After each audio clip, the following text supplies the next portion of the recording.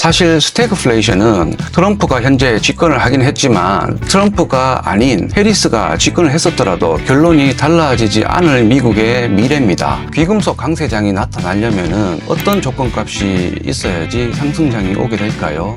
안녕하세요. 오늘은 정말 중요한 얘기를 해드리려고 합니다. 바로 귀금속 강세장이 오기 전에 어떤 신호들이 나타나는지에 대해서 얘기를 해보겠습니다. 요즘 경제 뉴스를 보시면 참 복잡하죠. 트럼프 대통령의 정책, 인플레이션의 우려, 각국의 경제 상황, 이 모든 것들이 어떻게 연결되어 있는지 앞으로도 차근차근 설명을 한번 해보겠습니다. 귀금속 강세장이 나타나려면 어떤 조건값이 있어야지 상승장이 오게 될까요? 오늘은 그 얘기를 해보겠습니다. 작년 말쯤에 나왔던 뉴스를 한번 볼까요? 트럼프 대통령의 불법 이민 금지 정책, 이게 미국 경제에 어떤 영향을 줄지 분석한 내용인데요. 트럼프가 당선된 이후에 불법 이민에 대한 반대 정책으로 미국 고용시장에 노동력 공급이 줄고 노동 공급이 줄어드니까 임금은 상승을 하게 되겠죠. 그것 때문에 인플레이션 반등에 대한 우려가 크다고 보도를 했습니다. 미국 정부는 지난 10년간 연평균 12만 6천 명의 불법 이민자를 추방을 해왔고, 트럼프 2기 때 불법 이민 단속으로 노동력이 줄면은 이민자 출신들이 주로 일하는 건설, 농업 같은 분야에서 급여, 임금과 물가가 상승할 것이라고 했죠. 모든 조건들이 동일하다면은 노동력의 감소는 임금 등 여러 가지 비용이 상승을 한다는 말입니다. 2008년에 있었던 글로벌 금융 위기를 미리 경고를 해가지고 닥터 둠이란 별칭을 가지고 있는 누리엘 루빈이란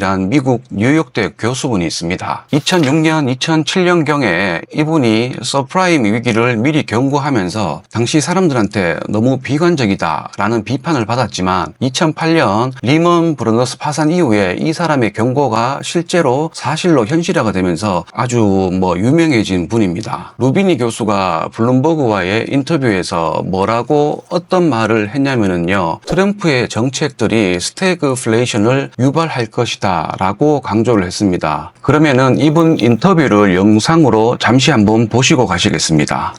닥터 둠이라는 별명으로 잘 알려진 월가의 저명한 경제학자 누리엘 루비니는 인플레이션을 넘어 경기 침체 속 물가가 오르는 스태그플레이션을 경고했습니다. 그러면서 스태그플레이션에 대한 해지, 즉 위험 회피 수단을 찾아야 한다고 조언했습니다. Unfortunately, many of the other policies are going to have an implication of higher inflation and lower economic growth. So we have to worry about the world in which overall over the next few years, inflation is going to be gradually higher, economic growth could be lower. And therefore you have to find a hedge against a world in which bond yields on the long side may be much higher than 4%. They might go towards 6, 7, even 8% in a scenario where inflation goes from 2 through 3, 4, 5.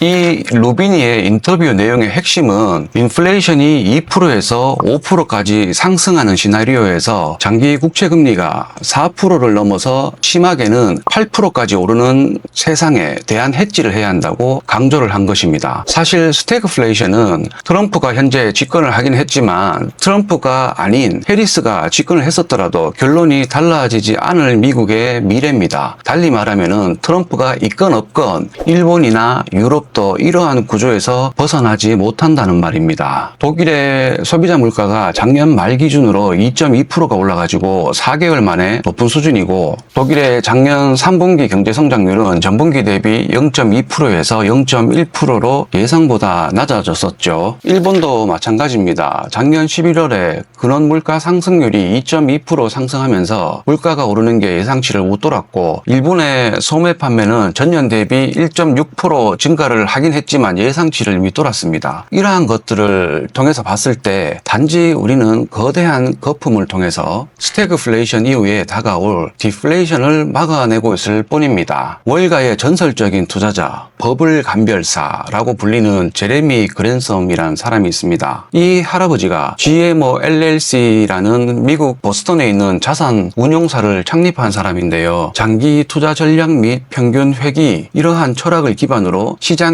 과열을 포착해가지고 대응을 하는 그런 전략으로 유명한 분입니다. 이 할아버지가 최근에 경고한 게 곧 AI 거품이 터지는 과정에서 주식 투자자들이 어려운 길을 가게 될 것이라고 경고를 했습니다. 과거 닷컴 버블 버블 때에도 증시가 화려한 거품, 스펙타큘러 버블으로 뒤덮이다가 결국 추락했다면서 이번에도 같은 현상이 반복될 것으로 경고를 했습니다. 이 할아버지가 월가의 전설이라고 하는데 1980년대 일본의 자산 버블, 2000년대 닷컴 버블, 그리고 2008년 글로벌 금융 위기를 예측한 인물로 많이 알려져 있습니다. 그리고 그 거품이 여전히 현재 진행형이라고 할 수 있는 거는 내재 가치와 사용 가치가 없는 비트코인이 트럼프 당선 당시에 가격이 갑자기 상승했던 것만 봐도 알 수가 있었습니다. 앞에 잠시 얘기한 닥터 둠이란 별명을 가진 루비니 교수는 가상화폐 비트코인 투자에 신중하게 접근을 해야 한다고 했고, 비트코인은 매우 변동성이 크다라고 하면서 높은 변동성보다 자산 보존을 원한다면은 이런 자산을 멀리 해야 된다고 조언을 했습니다. 심지어 이 사람은 비트코인을 모든 거품의 어머니, The Mother of All Bubbles라고도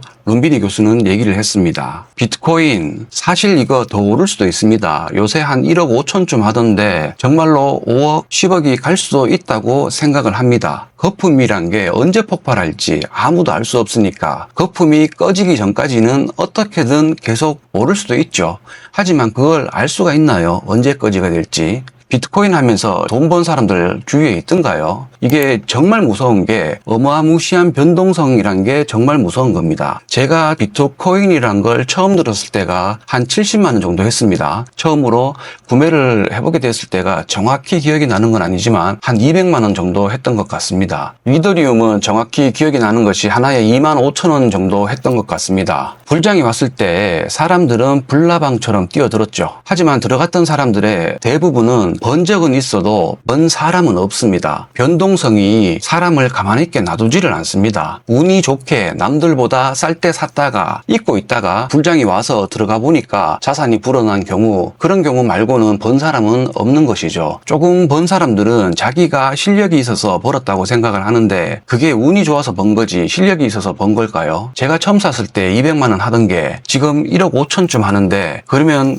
우리가 사는 세상에서 주위에 2명 중에 1명은 대박이 났어야 하는 거 아닌가요? 아니면 보수적으로 봐도 10명 중에 1명은 대박은 아니라도 중박은 쳤어야 하는 거 아닌가요? 주위에 보시면은 비트코인으로 돈 번 사람이 있던가요? 간간히 있기야 하겠죠. 비율적으로 번 사람이 거의 없단 말입니다. 현실은 잠시 벌은 적이 있다가 또 물리고 손절하고 현타 와서 정신 차리고, 그게 현실인 것입니다. 룸비니 교수는 관세를 부과하는 것과 이민 통제 정책이 인플레이션을 부채질을 해가지고 미국의 장기 국채 금리를 높일 수 있다고 전망을 했습니다. 인플레이션이 심화되는 세상에서는 주식과 채권 모두 손실을 볼 수 있다고 하고, 인플레이션 환경에서 효과적으로 작동하는 대안을 추가해야 한다고 강조를 했는데요. 결국 자산이 떨어지는 것에 대한 해지를 하란 뜻이겠죠. 작년 말쯤 기사를 보면은 골드만삭스가 2025년 3,150달러 돌파한다라는 뉴스를 발행을 했습니다. 미국 정부의 재정 적자 지속 가능성에 대한 우려가 커질 것이란 이유에서 그만큼 오를 거라고 예상을 했는데요. 올해 4월 달에 이미 3,500불을 찍고 지금 3,300불 정도 하는 중입니다. 트럼프가 이번에 당선되고 임기 1년 차에 금값을 수단과 방법을 가리지 않고 잡을 줄 알았는데 그러지 못했다는 반증입니다. 그러면 올해 말 혹은 내년에는 금값이 어마무시하게 폭등을 하게 될까요? 그렇게 빠른 시간 내에 금이 3배, 5배 정도로 폭등을 하게 된다면 귀금속만 구매하라고 하지 제가 뭐 하려고 달러도 같이 구매하라고 했을까요? 무슨 말이냐면은 오늘 영상의 핵심입니다. 귀금속의 무서운 강세장이 나타나기 이전에 필연적으로 달러의 강세장이 먼저 나타나게 될 겁니다. 왜냐하면은 지금 미국의 관세 장벽과 연방정부의 재정 적자 증가는 미국이라는 거대 국가가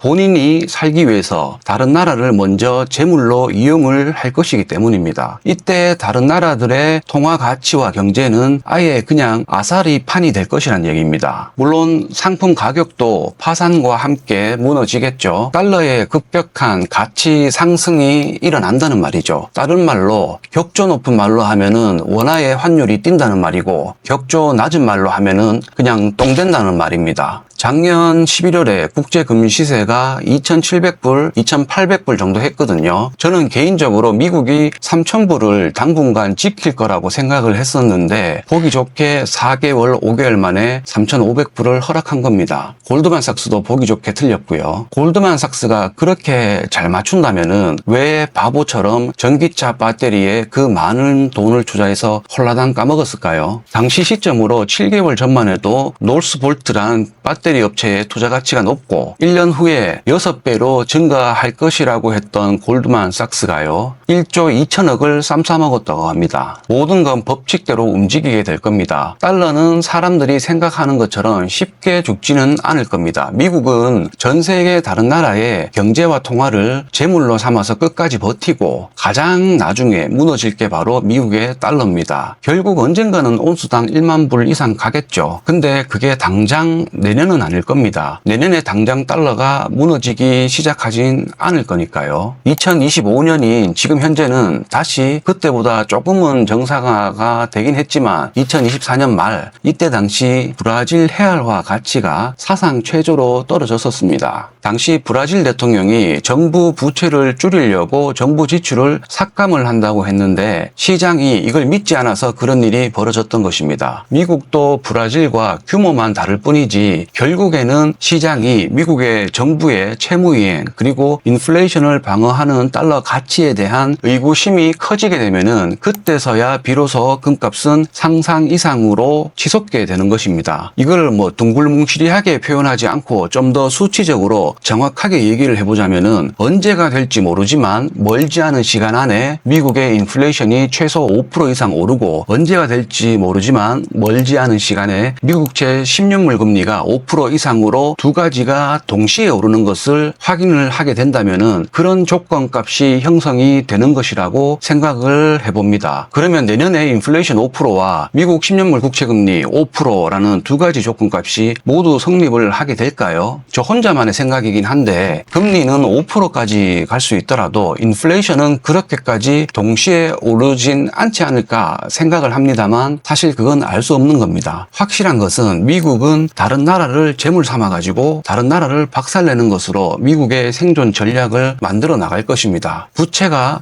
폭발적으로 늘어나서 그게 임계점에 이르게 되면은 정부는 이 문제를 해결하기 위해서 세수를 늘려서 부채를 갚아야 합니다. 그래야지만 인플레이션을 방어하고 파산의 위험에서 벗어날 수 있는 것입니다. 예를 들면은 프랑스에서는 플라스틱 생수의 부가세를 5.5%에서 20%로 급격히 인상하는 안을 채택을 했습니다. 세금이 2,200억에서 4,400억 원 정도 더 거둘 수 있을 거라고 예상을 한다고 합니다. 세금을 이래저래 여러 군데로 눈에 보이는 곳부터 해서 보이지 않는 곳까지 올려가지고 국가 채무를 줄이고 무분별한 복지와 소비를 줄이는 방식으로 유도를 해야 하는 것입니다. 근데 이게 얼마나 고통스럽고 정치인한테는 인기가 없는 정책일까요? 그래서 모든 나라의 정치 지도자들은 금리를 낮추고 돈을 풀어가지고 최소한 자신의 임기 동안만은 거품을 유지하고 대중들이 거품으로 만들어진 풍요를 즐길 수 있는 것을 선택을 하는 것입니다. 문제는 이렇게 거품을 지속을 하게 된다면은 그 부채는 반드시 갚아야 될 날이 오게 될 것이고 그 시기가 왔을 때 국채 금리와 인플레이션으로 신호를 주게 된다는 것입니다. 그래서 우리는 귀금속의 상승 이전에 반드시 필연적으로 어쩔 수 없이 보게 될 현상이 바로 국채 금리의 상승과 인플레이션, 물가의 상승을 보게 될 것입니다. 쉽게 인플레이션이 발생을 하면은 금리를 올려서 잡혀야 하는데 금리를 올려도 그럼에도 불구하고 인플레이션이 잡히지 않는 항생제를 너무 많이 먹어가지고 자주 먹어가지고 항생제를 써도 그 항생제가 더 이상 듣지 않는 그런 상황이 왔을 때에 귀금속의 본격적인 상승이 시작된다는 말입니다. 내년에 이 두 가지가 동시에 급격하게 상승하게 될까요? 그 조건값에 따라서 귀금속의 가격이 오르는 시기도 결정이 되는 것입니다.